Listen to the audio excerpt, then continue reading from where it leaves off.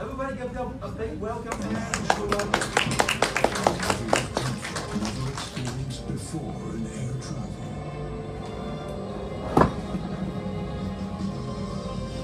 With in-flight entertainment that is second to none.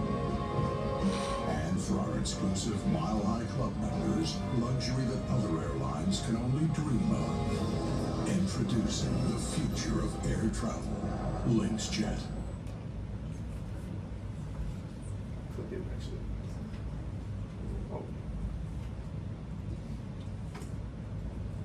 So as everyone can see, there are sexually appealing advertisements that happen all the time, and they can really grab your attention, and that's what we're going to be talking about today as Group 6.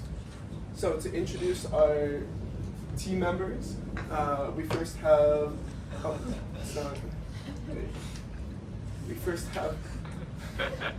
unfortunately this is not working too well. Okay. Unfortunately, we have Clea, Joanna, Capucine, Teresa, and Anne-Sophie, and then we also have Nico, Pablo, and myself, Aiden. So, talking about the different advertisements we have that show sexual appeal, we have some more traditional like Calvin Klein, we have Dolce & Gabbana, then it moves on to even beer like Budweiser, for hamburgers like Carl's Jr., even for water as well. And finally, for even salad condiments, right? So it spans a lot from all the way from what you would expect with Calvin Klein to even the condiments you put on your salad. So we're gonna play a fun game to start. We're gonna play dating profile or advertisement. What you're gonna have to do is we're gonna put up a line, and you're gonna have to guess, is this from someone's dating profile, from Tinder, Bumble, or is this from a famous sexual appealing advertisement? Okay, let's start. First up, I'm smooth, strong, and always ready for action. Raise your hand if you think you know the answer. Is this a dating profile or an advertisement? You get a chocolate if you get it. Okay. Advertisement. You're correct.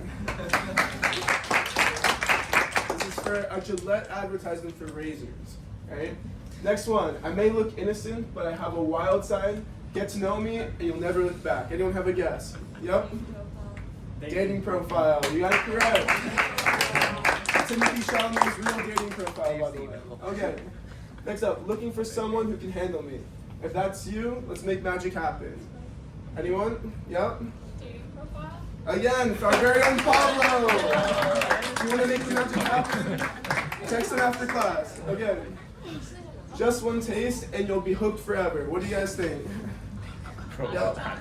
Advertisement for chocolate, for a chocolate brand. Okay, last one, and a special one.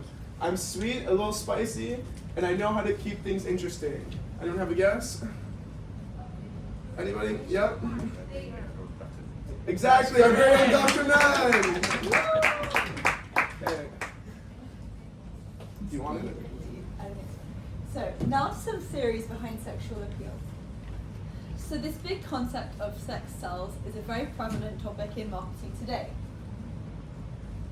You see it in advertising for underwear, to perfume. Even, I don't know if some of you are familiar with the Abercrombie and Fitch marketing campaigns that not only used, firstly, just men, nothing to do with their clothes to advertise, but also would put shirtless men outside of their stores to try and attract people to come into the store. So why do advertisers use this kind of technique? What is it that's so appealing about these adverts, you might ask? So sexual appeal basically is trying to provoke attention from the consumer through nudity, thought-provoking speech and slogans, and suggestive language. The two main kind of impacts of this is having high visual and emotional impact and capturing the attention of the audience. So, do any of you know what this advertisement is for? Schemes? Exactly, Skims. So they don't even use their logo or their brand name on the advertisements. They just put Kim Kardashian in a very provoking kind of outfit with minimal clothing, which actually captures the maximum amount of attention. And that's exactly what sexual advertising is kind of about. And there are psychological factors that play into this type of marketing too. The attention grabbing effect and the emotional responses that they get from the audience provides a very much long-term retention about the brand and generates excitement over the controversy of the images that people are seeing. For example, if we can this advertisement. Let's be real, everyone's gonna be a hot mess after the big game. Been there, done that. And I've got just what you need to cure that post-party bug. The Carl's Jr. Hangover Burger. Double bacon, yeah, you need. So this was a very kind of eye-catching, controversial advert done by Alex Earl for a burger, kind of showing how, starting with an advertisement where she's basically in a bikini, no relevance really to a burger, then suddenly switches into a burger, which really it was meant to be like a controversial and provoking advertisement, which really worked. And this kind of links into the different routes that the consumer have. You can have a central route of receptiveness where you see an advertisement and you kind of just take it at face value. Maybe there's the object, the slogan, and it's very clear, there's no kind of hidden message. And then there's the peripheral route where you have more of a superficial processing for what you're seeing. Maybe you observe an image which isn't exactly showing you at face value what it's selling, but this kind of intrigues you more into discovering more what it's about. So for example, here you have the Dyson, very clear advertisement, there's no hidden message, so that's kind of leaning more into the central route of the consumer. However, there can also be the peripheral route, and we're actually going to look at an advertisement next, which is kind of the opposite effect of this.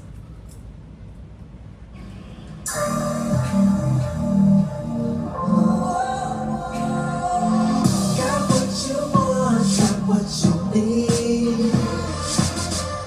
Think your dream must be your fantasy.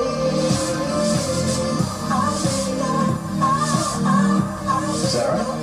Sarah? Clean it up?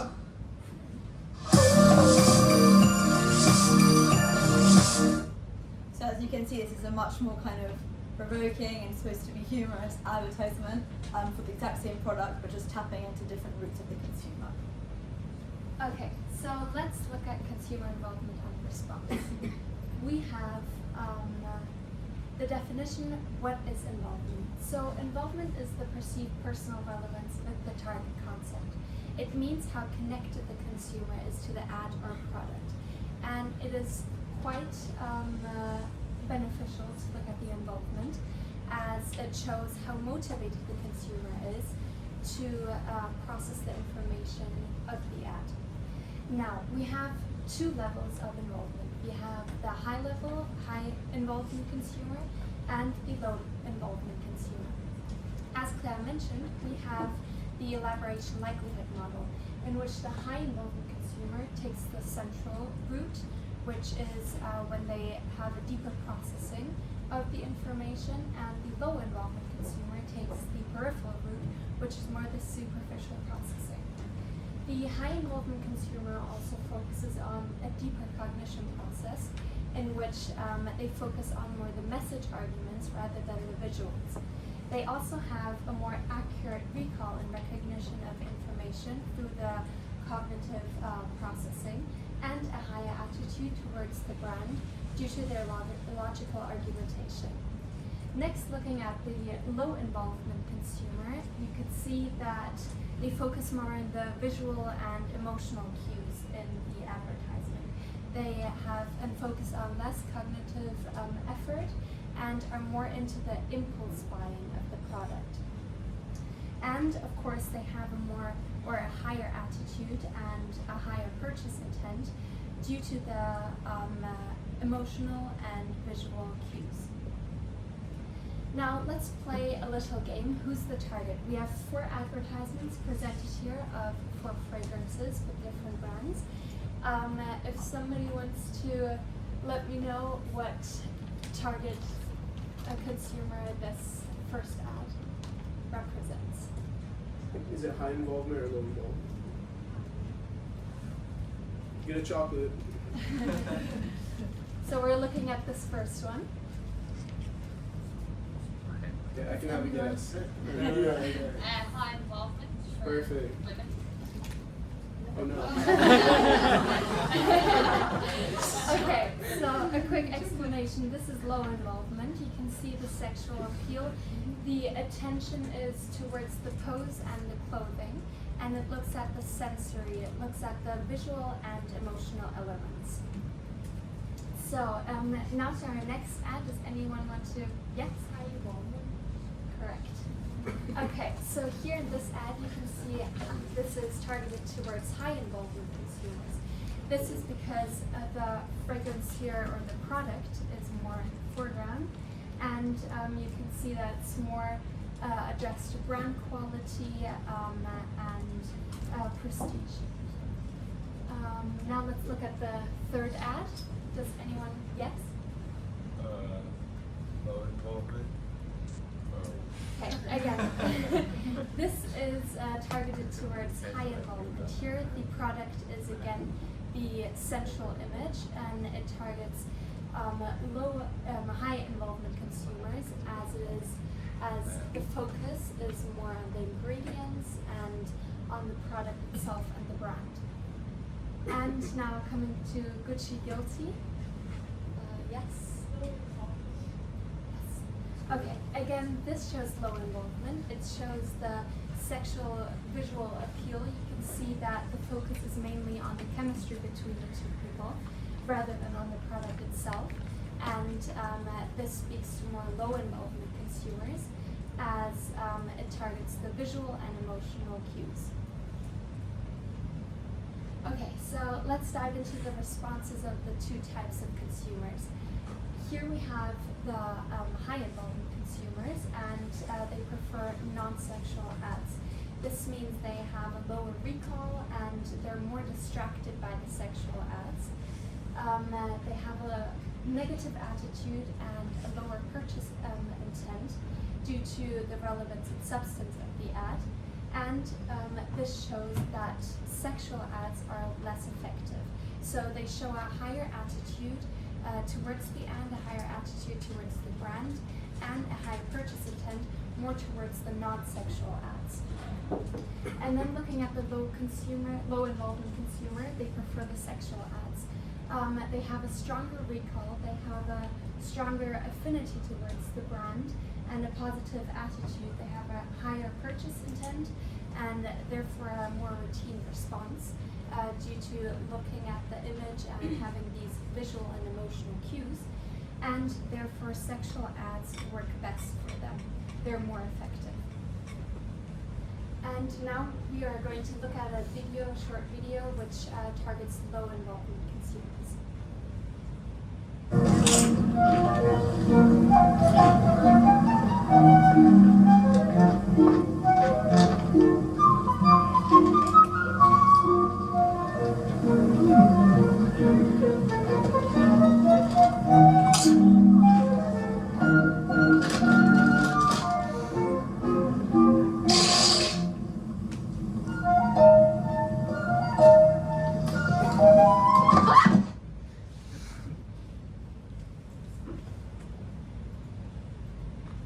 Okay, so now for need for cognition and processing style. What is need for cognition? This is how much people enjoy deeply thinking. So what do you prefer from this? Do you prefer movies like Interstellar, where you have to think deeply about the meaning? Games like chess, where you have to think very strategically about your next move? Or do you prefer stuff like TikTok, where you scroll constantly? Or The Office, that's very fast-paced and moving? Or Candy Crush with short-term enjoyment? If you prefer this side, raise your hand. Very few, but you guys would be like high need for cognition individuals, while this side would be low need for cognition individuals. Now, let's move on. In terms of advertising, how this affects advertising is that high NFC individuals like the logical, more fact-based, deep storytelling ads, while low need for cognition prefers a more simple and emotionally engaging advertisement. And how this applies to sexual appeals is that these high NFC individuals tend to see these sexual appeals and advertised as more superficial and don't enjoy them as much, while low need for cognition individuals tend to be more persuaded by these sexual appeals. So a good example is for high need for cognition individuals is this advertisement by Impact, which is a construction company, where they have, hey ChatGPT, finish this building, and it's showing that ChatGPT can't finish this building, and that you need a construction company like Impact. This is an advertisement that you have to think more about, and that's why the high need for cognition individuals would prefer something like this, while again, the low need for cognition individuals would see the advertisement Cleo showed earlier, of a Carl's Jr. with a burger, right, and the sexual appeal as more enticing. So, for this, who's the target? We don't feel range anxiety, we feel range ambition. Anyone, answer. Get a chocolate. Would it be high NFC individuals or low NFC? Yes. High. Yep, high NFC individuals, because again, you need to think a bit more deeply about it, about how this advertisement is telling the consumer that you won't need to feel any of the range anxiety that you might have with other electric vehicles. Okay, next example. This Porsche advertisement. Anybody? High NFC or low NFC? Yep. Low. Exactly. It's playing on sexual appeals, which would be more enticing for low need for cognition individuals. Alright, so now we move on to gender differences in response to sexual abuse. We can find two types of fit, either strong fit or weak fit, where the strong one is when sexual content aligns with the product, such as in athletic wear or fragrances advertisements. Usually they are related to sexual appealing content, whereas a weak fit is when sexual content lacks connection to the product. There is a quite big difference between men and women, where men respond positively to sexual abuse regardless of fit, and they show consistent positive reaction to sexual abuse driven by surface level cues, so they really don't mind whether it's like a strong fit or a weak fit, whereas women favor sexual appeal only when the upfront fit is very strong. And actually, the value connection between product and sexual content is really important for a woman, so when the fit is weak, they either dislike it or feel disconnected to the advertisement. Let's now look at some examples.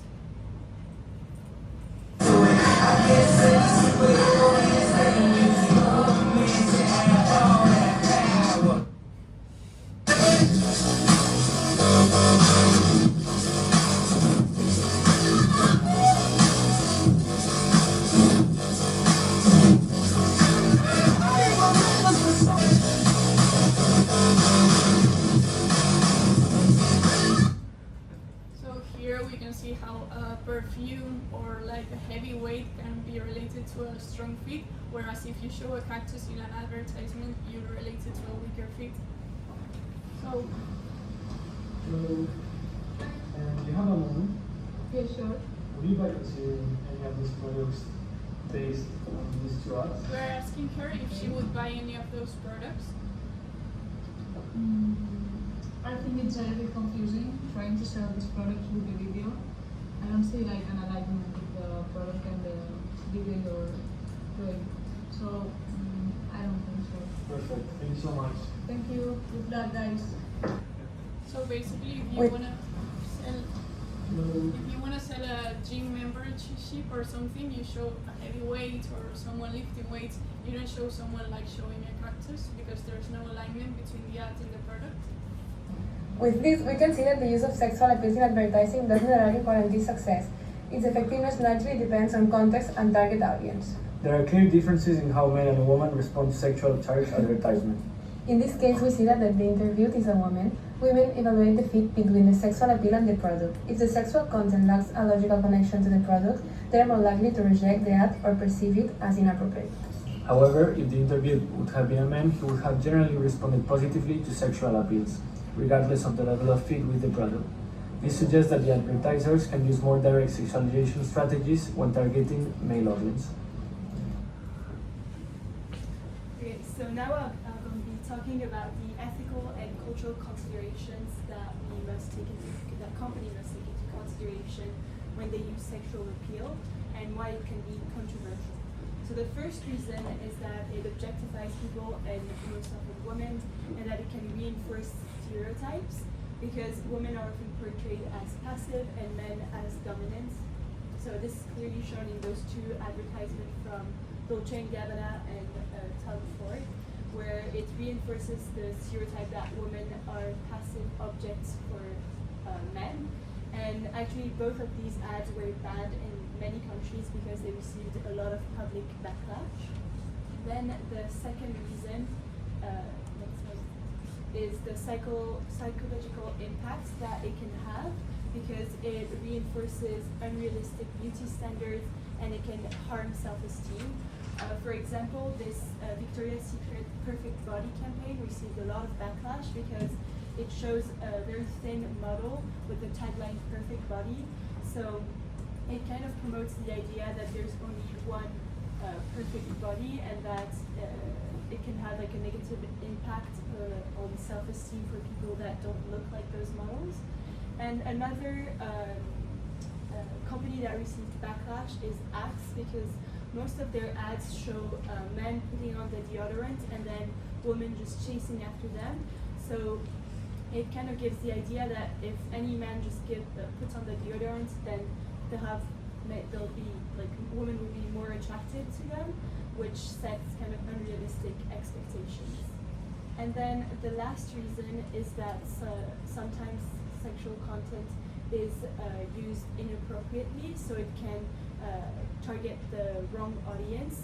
This is the case, for example, of American Apparel, which often used very young models for their brands in very like provocative and unfiltered photography, and they use taglines like "schools out" or "student body," etc., which will give the risk that younger audiences can be exposed to this kind of inappropriate sexualized images. So yeah, and then we also must consider the different cultures when using sexual appeals, because there's a very big difference between the Western market and Eastern market. Western market tend to be more receptive to sexual appeals, so brands usually use more edgy and provocative content, although there's still the cancel culture, so many companies receive public backlash. And the Eastern market tend to be more conservative, and usually the sexual content is heavily censored, so ads must align with their cultural values. Here's an example of Durex, which is often fined for its advertisement because they're always very suggestive. Okay, and then yeah, this is a video from an ad from Dolce & Gabbana. 欢迎收看 Dolce and Gabbana 奇快吃饭第1集。今天我们首先要向大家展示如何用这种小棍子形状的餐具来吃我们伟大的传统玛格丽特披萨饼。你们是不是一手拿一根，像小刀一样切一块披萨饼呢？不是这样。对，这样就对了。所以就是像钳子一样夹住一块披萨饼，直接送进嘴里。哦，别让奶了。 Okay, so the ad is quite long, but I can't understand it. But apparently, it's saying like very like suggestive like phrases like, "Well, this is like very big," etc. And also, the model is asked to eat like Italian food with chopstick, and so this ad received a lot of backlash because it's kind of racist. And so, like Dolce & Gabbana had a massive like decrease in sales after this, and even had their stores like vandalized and stuff. So companies have to be very careful, and this is where corporate responsibility comes into account, because with Gen Z and millennials, customer expectations are really changing, and so brands must they're expected to align with social values, they're expected to promote diversity, inclusivity, and avoid any harmful stereotypes. So nowadays, brands really have to take into account that sex doesn't always sell, and that there must be a strong product fit, as Teresa mentioned. Get ready for the game! Okay, so hopefully guys you listened throughout the whole presentation. Now we're going to play our final game, which is stripper trivia. And don't worry, we won't be doing the stripping, but each team will have a model with some pieces of clothing. So the objective of the game is to get the model, the hottest model. And in order to do that, you guys will have to answer some questions that we're going to put up on the board. And if you get them right, you get to take off one piece of cloth of your model. And the winner actually gets a mad coin, so really, guys, go for it. Did you want to get into your groups so you can answer together, or at least sit kind of together? Yeah, and also if you can let us know which group are you in. So, is this group number 1? Was it? All right. Group number 2. All right. 3. Okay. 4. Group number 4 in the class. A little bit spread around. Okay. And number 5. All right. Perfect. All right. All right. So let's go for the first question. I will read it, and then I'll ask you guys. So the first one to raise the hand will answer. Okay. All right. So what is the main reason advertisers use sex appeals in ads? A, to create controversy. B, to break through media clutter and capture attention. C, to improve product quality. Or D, to target older audiences. Anyone? I think maybe here. 2B, that's correct. Well done. Which group are you? So let's take the the shoes off. Nice. Alright, so now we move on to question number 2. How are sexual appeals commonly defined in ads? First one, humor and irony. B, nudity and sexual explicitness. C, bright colors and loud music. Or lastly, celebrity endorsements. Okay, so here. And that is right. Group number 1? Yep. Woo. No, not like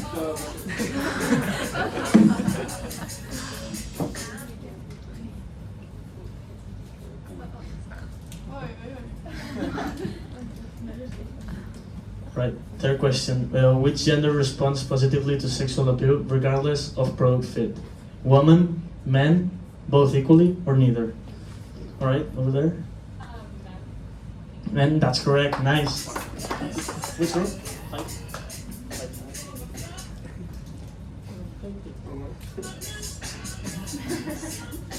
Okay, next question. Okay, so what factor influences women's response to sexual appeals the most? Product type, celebrity endorsements, fit between the sexual content and the product, or length of the ads? There at the back? C. That's correct.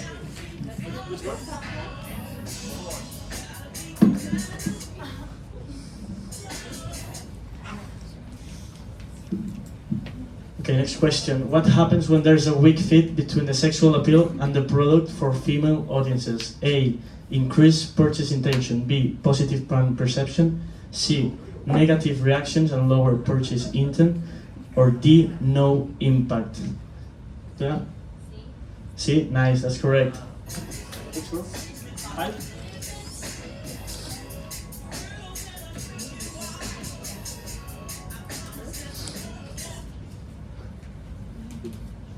Okay, why do men react positively to sexual appeals even when the fit is weak? They process ads more thoroughly, they focus on surface level cues and overall themes, they prefer romantic content, or they analyze product features more closely. Here at the back? B. Correct.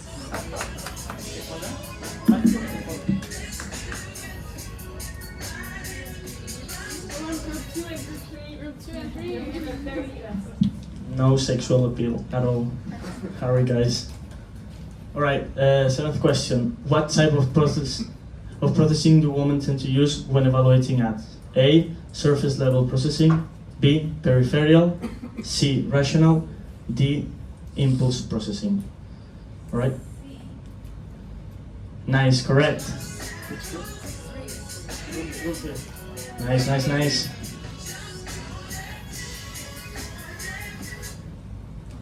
So what product category is often used as an example of a strong fit. Cleaning products, fragrances, electronics, or furniture.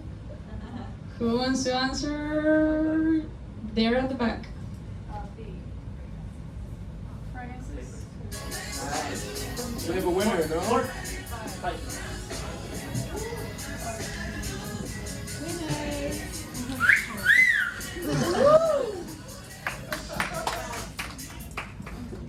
We have a couple more questions. We already have the winner, but we're still be giving out chocolates. So, next question. Number 9. What does ad brand fit mean in the context of sexual appeals? A. The visual quality of the ad. B. The alignment between the sexual content and the product. C. The physical attractiveness of the models. D. The length of the advertisement. Anyone? Number B. That's correct. Well done.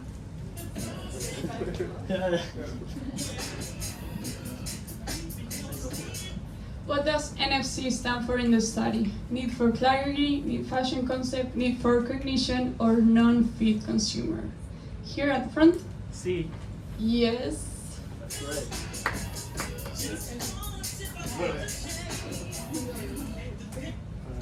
One.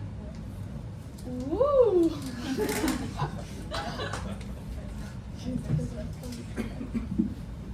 All right. Question number 10. When do sexual appeals increase purchase intent for women? A. When the product is expensive. B. When the ad uses humor. C. When there's a strong fit between product and sexual content. Or D. When the ad has more male models. Anyone here? C. That's correct. Well done.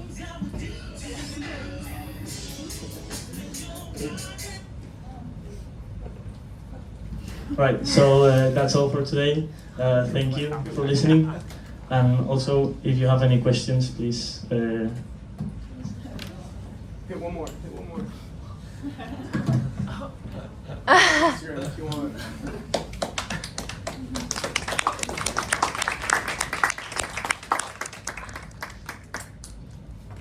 Okay, yeah.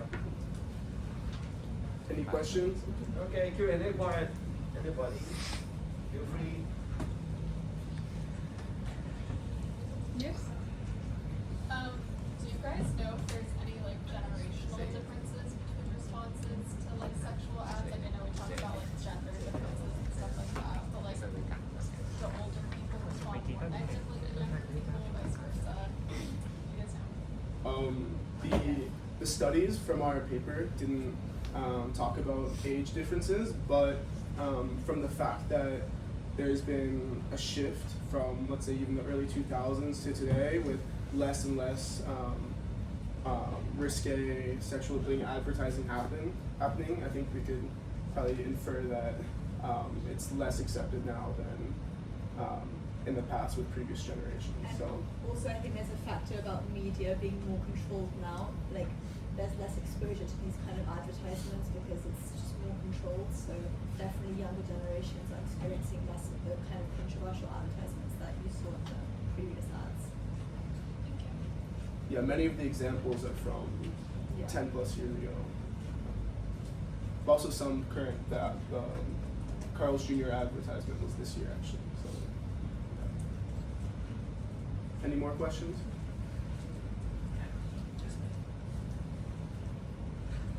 Dr. Matt, do you have a question? I'm asking them. Huh?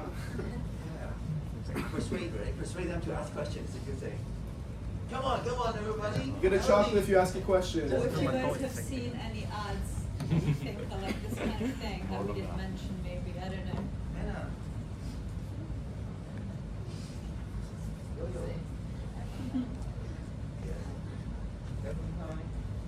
Can I have a chocolate for my question? Oh yeah.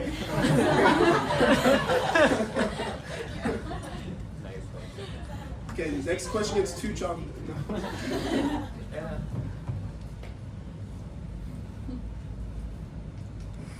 NGO, you just arrived. Yeah, I think. Oh, Andrew. Yeah. You guys find like brands that like our age perceives to when it comes to sexual appeal? Like, are there any brands like college? I think that people really enjoy or like, are attracted towards too. With you saying that Like, does let's say, sexually like, appealing ads. Yeah, like think about clothing a lot, like how what we wear really perceives us, and like I'm sure if like a model wore this clothing, like people would like be more attracted to that than like we saw an ad about like or like not the person that's not a model wearing. Like what kind of brands you feel like really portray that in our age? I think, like, for example, the Skims advertisement where they really use kind of like celebrities like Kim Kardashian, and it's trying to appeal to that type of audience that cares about the vibe of the person wearing the clothes, and maybe that kind of takes into the marketing. Yeah, and you're just building off of that with Skims. Like they get different celebrities, like Jude Bellingham did like a commercial and that was a pretty provocative ad, and so I think it definitely in clothing it's something where even you see with Calvin Klein as well, it's still very prevalent. Because, yeah. Hey, are there any not so good practice examples that you might able to share with us? Like where there's not only the backlash. good example, right? Good example like company Calvin Klein, Victoria's Secret. Like ads that haven't worked. Not so good practice, like What do you do? Cappuccino. Like, are you saying ads that got negative feedback? Or yeah, sort of, backlash? yeah. Yeah. Take a look at it. I've shown like some ads that were banned. Like most of them, the ones that I showed, like especially those two ones, especially Tom Ford, like their fragrance for men have this kind of ads, and so this received so much backlash. Like even in countries like the UK or the US, which are generally more like okay with sexual appealing ads, like it receives so much backlash. Then those two as well, like especially the Victoria's Secret one, and this brand American Apparel, like all their ads are very like they use sexual content like on the left, for example, like usually like all their ads are like this, and here I just show where it's like very young women, so that it targets the wrong audience, but they receive also like a lot of backlash. Yeah.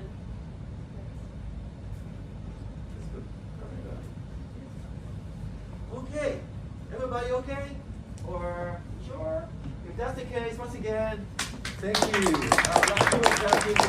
Amazing. Good one. Should we take a picture for you guys? Oh, yeah. You know. Meantime, don't forget to comment. Right?